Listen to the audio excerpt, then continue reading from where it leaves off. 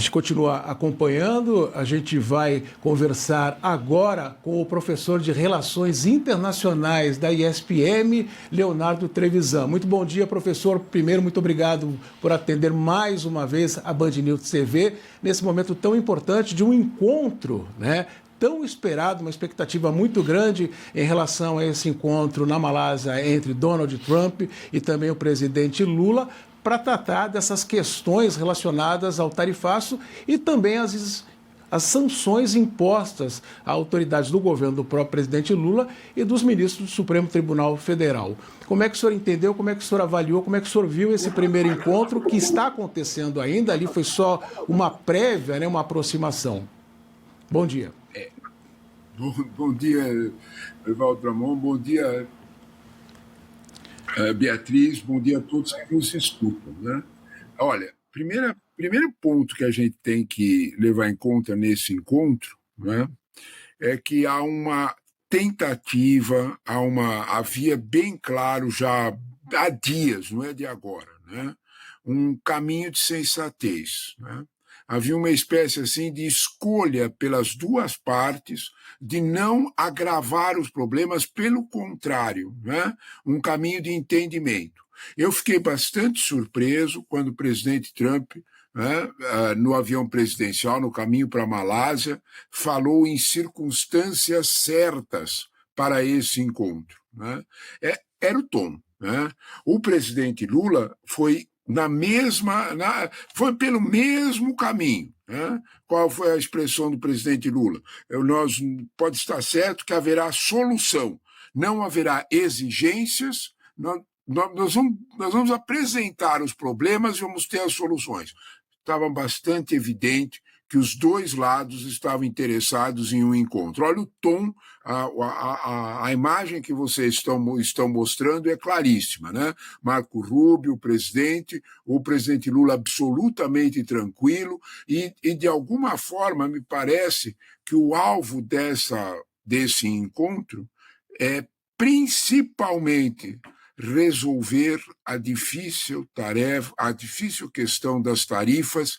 Agora, vamos ser sinceros, para o lado americano. Olha que coisa curiosa, né? O tempo é realmente o senhor da razão. O que aconteceu em agosto e em setembro deu um tom exato de que, de algum modo, não era possível continuar naquela mesma toada. Né? O que aconteceu em agosto e setembro? As exportações brasileiras para os Estados Unidos caíram em setembro 18%, em agosto 18%, em setembro 20%, porém, as exportações gerais do Brasil subiram. Em outras palavras, né? Ficou muito claro, para falar um português bem claro, bem nosso, ficou muito claro que o Brasil tinha outro freguês. Né? E os Estados Unidos anotaram o recado. Esse é o ponto. Né?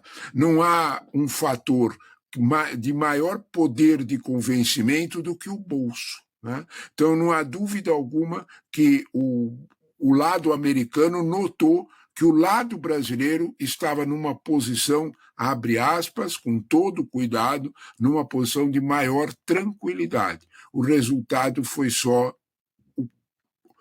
o produto disso, o caminho disso, foi só o resultado do entendimento. É o tom que nós estamos vendo, é o tom da coletiva que eles deram, é o tom geral que a gente está esperando, inclusive, para o comunicado. O ponto central será um comunicado conjunto. Se ele vier, é o melhor dos caminhos. Professora Beatriz também, que nos acompanha aqui nessa cobertura desse momento em que há esse encontro, ela gostaria de fazer uma pergunta para o senhor. Professor, a gente acompanhou também o Trump falando, ele foi questionado ali de alguns assuntos um pouco mais sensíveis em relação à Venezuela, ao ex-presidente Jair Bolsonaro. A gente viu ali que ele meio que colocou isso de lado. O senhor acha que isso realmente não vai afetar essa negociação com o Lula ou foi mesmo uma questão que ele colocou ali mais na frente da imprensa? Beatriz, acho que você tocou no ponto central, Beatriz. Né? A gente pode dizer qualquer coisa do presidente Trump, né? O que a gente quiser. do presidente. Só não pode achar que ele faz maus negócios, ele não bobeia não, Beatriz, né? Ele sabia muito bem a pressão que ele vai enfrentar esta semana no Congresso americano, né? E sabia muito bem todos os recados que ele recebeu dos empresários americanos, né? Que a relação com o Brasil não era a mesma relação com os outros países da América Latina. Nós tínhamos décadas de uma cadeia produtiva integrada. Os americanos, você vai falar o que você quiser dos americanos, eu acho que, como qualquer um, eles não querem perder dinheiro, né? E isso estava acontecendo, né? Daí, você olhar para a questão do bolso e olhar para a questão de colocações política-partidárias internas, porque é disso que se trata quando nós falamos em Jair Bolsonaro. Este é um problema dos brasileiros, este não é um problema dos americanos. Assim como a questão Venezuela, este é um problema característico de um setor do Departamento de Estado americano. Isso não é um problema do Brasil ou das relações com o Brasil. Então, o Brasil pode ser um auxiliar na solução desse problema, ele não é o problema. Ele pode ser parte da solução, não é o problema. E de alguma forma, você fez muito bem de lembrar. Sobre o ex-presidente Bolsonaro, eu quero lembrar a todos que há mais de 2 meses atrás, né, nos Jardins da Casa Branca, quem tiver curiosidade, procura no YouTube que vai encontrar. O presidente Trump avisou nos Jardins da Casa Branca, há 2 meses atrás, o presidente Bolsonaro é um bom homem, tá? Mas ele não é meu amigo. Para bom entendedor, meia palavra devia bastar. Já no auge da crise, já tinha mais ou menos claro isso que estava acontecendo. Qual era a visão dele? Sobre Venezuela, Beatriz, eu acho que o caminho é de outro tom, e Venezuela, quando a gente fala Venezuela, o sinônimo para a palavra Venezuela é petróleo, seja para quem for. A Venezuela tem a maior reserva de petróleo do mundo, maior que a da Arábia Saudita. Tem muita gente de olho gordo nessa reserva, os americanos também. Então, quando nós olhamos para esse lado, Venezuela é petróleo, questões de política interna do Brasil são resolvidas pelo Brasil, né? E parece que, de algum modo, isso ficou claro. Em outras palavras, nós tínhamos assunto mais importante para lidar com o Brasil e é isso que nós vamos fazer. Professor, agora um outro ponto importante também que eles falaram nessa rápida coletiva de imprensa lá na Malásia foi em relação à China. O Trump chegou a falar que vai negociar com a China também. Queria que o senhor falasse um pouquinho sobre essa proximidade entre Brasil e China e essa interferência, essa atuação dos Estados Unidos também com essa negociação e esse possível encontro de Donald Trump com Xi Jinping na próxima semana. Só acrescentando dentro dessa pergunta da Beatriz, professor, colocando aí, o senhor mencionou esse fato do Brasil chegar nessa reunião de uma forma mais confortável, até em razão da sua balança comercial, coisa que talvez os Estados Unidos não esperassem. E é a mesma situação, claro, guardadas as devidas proporções do potencial da China, mas é o que está acontecendo de certa forma. A China também se impôs em algumas situações que levou o Donald Trump a abrir, de certa forma, um leque. Ah, sim, sem dúvida nenhuma. Vocês colocaram as coisas, Beatriz e Bramon, vocês colocaram as coisas de uma forma muito clara, né? Beatriz, você tocou no ponto central, né? Que é o seguinte, minha cara, né? Como é que estava aquele clima tão duro, aquele clima tão fechado, né? O que é que aconteceu naquela visita? Lembra há 1 mês e meio atrás, né, quando o nosso chanceler, o Mauro Vieira, fez uma viagem a Nova York, né, e ele deu uma esticadinha até Washington, lembra disso? Né? E nessa esticadinha, 46, lembra aqueles 693 produtos que ficaram isentos das tarifas? Já naquele momento a questão China já tinha aparecido. O Brasil deixou muito claro que com a China ele tinha comércio. Porém, sabe, Beatriz, eu acho que você fez a pergunta bem interessante pelo seguinte, depois nós falamos da questão China, como o Bramon falou. Nós temos que deixar muito claro uma questão sobre China. quando o quando o chanceler Mauro Vieira se encontrou há 10 dias atrás com aqueles 2 staffs pontos, aquela reunião de 1h10 que preparou essa reunião agora da Malásia, né? Naquele momento, as 2 equipes estavam prontas, os 2 chanceleres saíram da sala e tiveram a reunião toda durou 1h15. Né? Os 2 chanceleres tiveram um encontro privado de 15 minutos, do qual ninguém viu, ninguém soube o que é que eles disseram.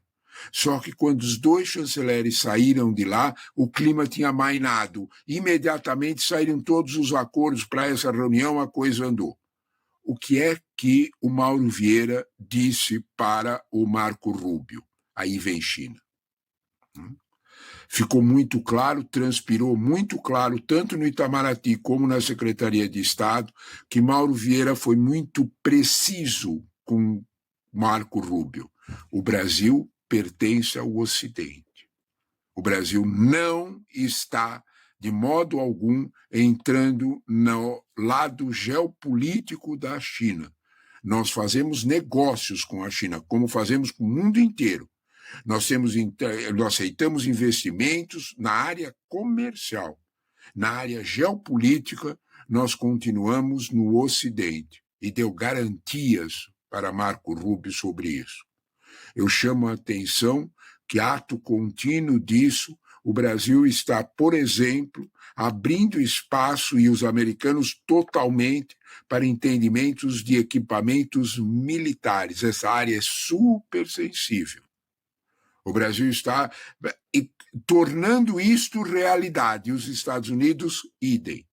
Então, resolvido essa pendência, ficado bem claro com quem o Brasil estava, como está há 200 anos, tudo caminhou para uma normalidade. A partir desse aviso do Brasil, já desde aquela reunião, houve a famosa química, os 39 segundos de amor total do Trump ao presidente Lula, e tudo caminhou nesse sentido. A pergunta do Bramon, como é que fica a China com os Estados Unidos? A China tem, na mesma proporção que o Brasil, para usar uma expressão nossa, sabe, Bramon? As cartas na mão. Professor, os Estados Unidos precisam mais da China do que a China dos Estados Unidos. É real. Marco Rubio disse hoje que é muito mais interessante para o Brasil ter os Estados Unidos como parceiro do que a China. Há uma verdade nisso? O Brasil, isso é uma tentativa, né, de muito assim delicadamente, muito diplomaticamente, colocar uma peneira no sol, né? Os raios vão passar. Né? A China no ano passado, de longe, o maior investidor no Brasil, 63% de aumento em relação a 2023. Né? Entre 2023 e 2024, a China aumentou em 60% o volume de investimentos no Brasil. Os Estados Unidos aumentaram também, mas não chegou nem a 10%. Né? Então, de alguma forma, quando a gente olha para números, né, o Brasil exporta para a China praticamente 35% do seu valor exportado e compra 28%. Nos Estados Unidos é 15% e 11%, respectivamente. Então, quando nós olhamos para isso, né, é evidente, né, que o Brasil tem uma integração com a China comercial muito forte. Os americanos gostariam de ocupar esse espaço? Gostariam. Sabe o que é que a diplomacia econômica brasileira disse para os americanos? Façam suas ofertas. É isso. E os americanos perceberam claramente que o Brasil, como sempre foi a posição da diplomacia brasileira, é de equidistância.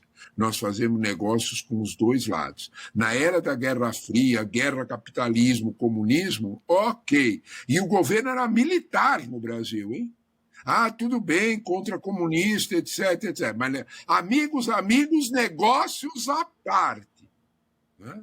o Brasil negociava com o Bloco Socialista, mesmo tempo que negociava com o Bloco Comunista. Isso é muito tradicional no Brasil. Se a gente quiser brincar com a história, pensa na Segunda Guerra Mundial. O Brasil não deixou de fazer negócios com a Alemanha ao mesmo tempo que estava... Quando a guerra explodiu. Aí é guerra. Mas no processo, sempre o Brasil manteve equidistância. É isso que nós estamos fazendo agora de novo. Professor, eu queria te perguntar um pouquinho agora sobre o cenário que eles tiveram esse encontro, essa reunião.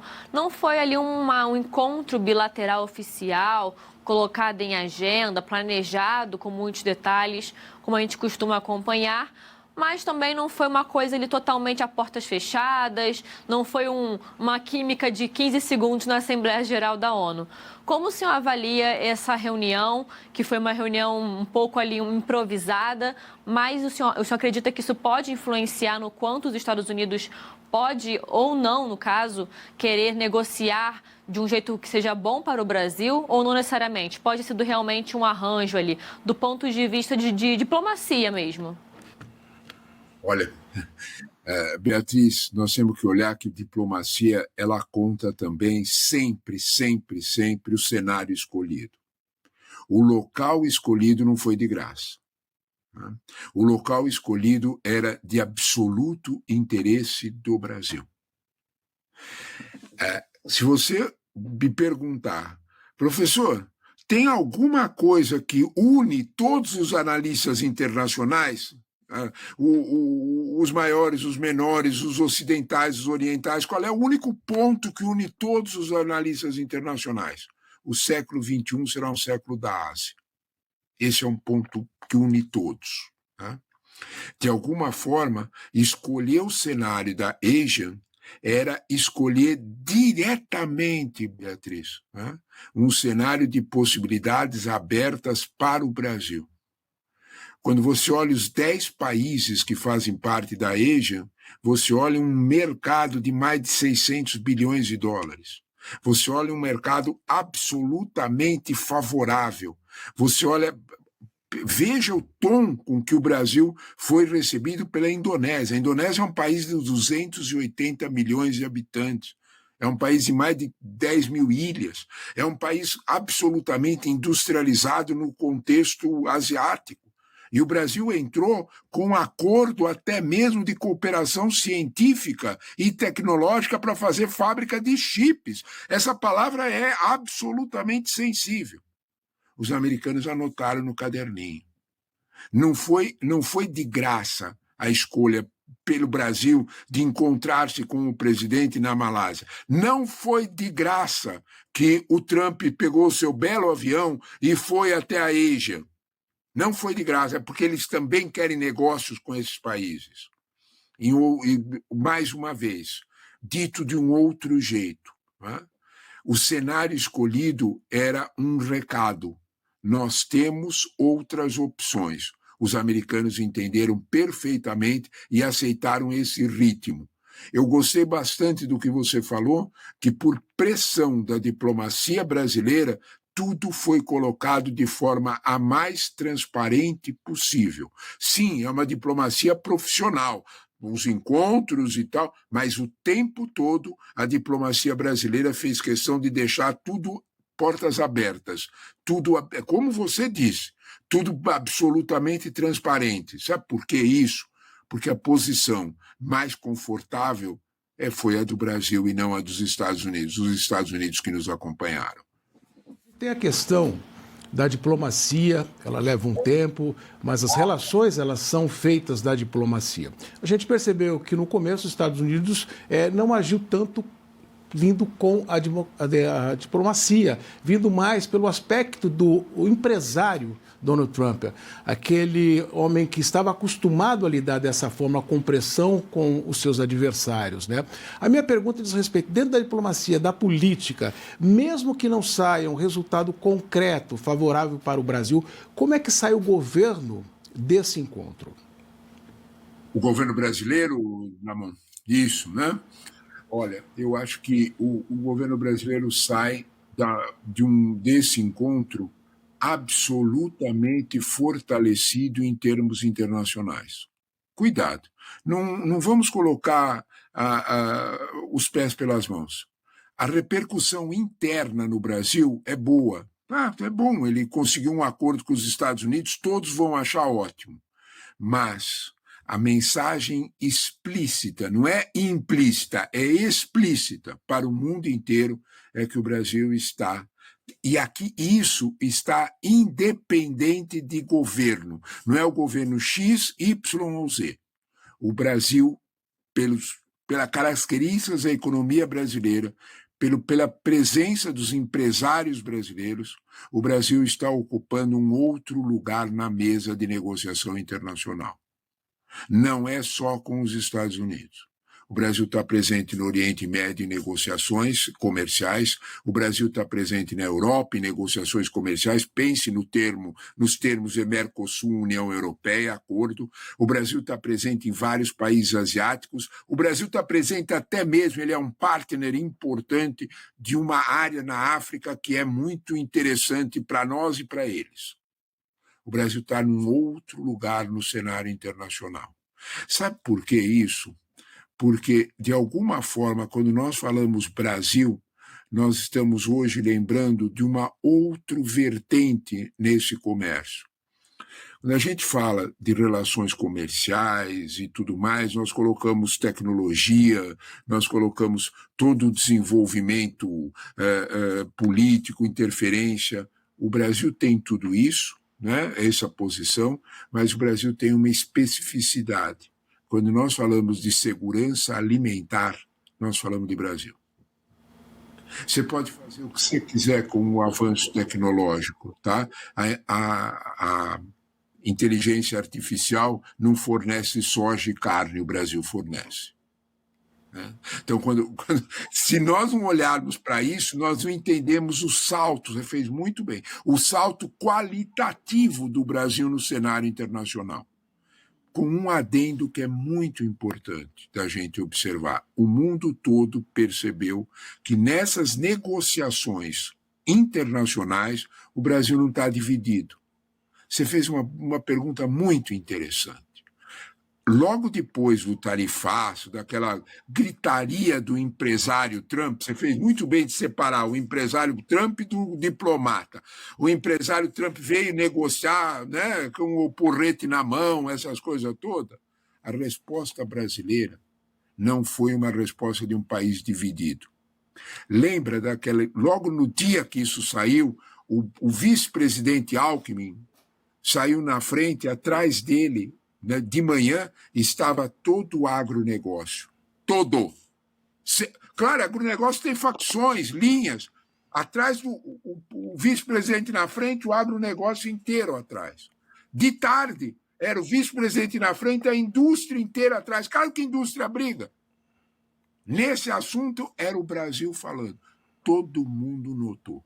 Depois disso, se viu uma união absoluta entre a diplomacia empresarial brasileira, abrindo portas nos Estados Unidos, e a diplomacia efetiva profissional. Isso tudo é um recado para o mundo. O Brasil ficou maior de idade? Não sei, mas que parece. Né? Que nós temos, de alguma forma, uma atitude internacional diferente, uma projeção internacional diferente, ela é compatível com o fato de que o Brasil é o primeiro produtor em vários aspectos de segurança alimentar. O mundo inteiro prestou atenção nisso. Ou seja, vocês têm a tecnologia, nós temos aquilo que vocês precisam para a tecnologia, estar vivo e ter alimento. Ou seja, nós temos a maior indústria a céu aberto. Exatamente. Nós temos a maior indústria a céu aberto, nós temos um país inteiro com uma capacidade de oferecer segurança alimentar e um agronegócio absolutamente pujante. Quando nós falamos de agronegócio, nós temos que entender que não é um agronegócio localizado, é o Brasil inteiro. Norte, sul, pensa o cerrado brasileiro, né? Eu acho que a gente deveria, quando a gente pensa nisso, nós deveríamos observar que há uma presença do agro em praticamente todos os quadrantes do país. Isso é notado, isso é um caso único.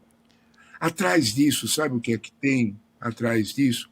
Nós temos que lembrar sempre que, do mundo todo, o Brasil é o país que tem o maior aquífero do mundo. Nós temos 13% da água do planeta. Quiser uma comparação, a China, olha a população do Brasil, 200 milhões. Olha a população da China, 1,4 bilhão. Nós temos 13% da água do planeta, eles têm 6%. Quando nós olhamos para isso, nós entendemos melhor por que eles querem comprar tanta soja da gente, né? Então, de alguma forma, quando a gente olha para esse fato, digamos deste modo, o Brasil soube aproveitar há décadas, né, o que a natureza nos deu, né, e, de algum modo, fazer disso um bom negócio. Eu desconfio que muito da pressão, da posição do Brasil no cenário internacional é pela força e presença do agro. Isso é indiscutível.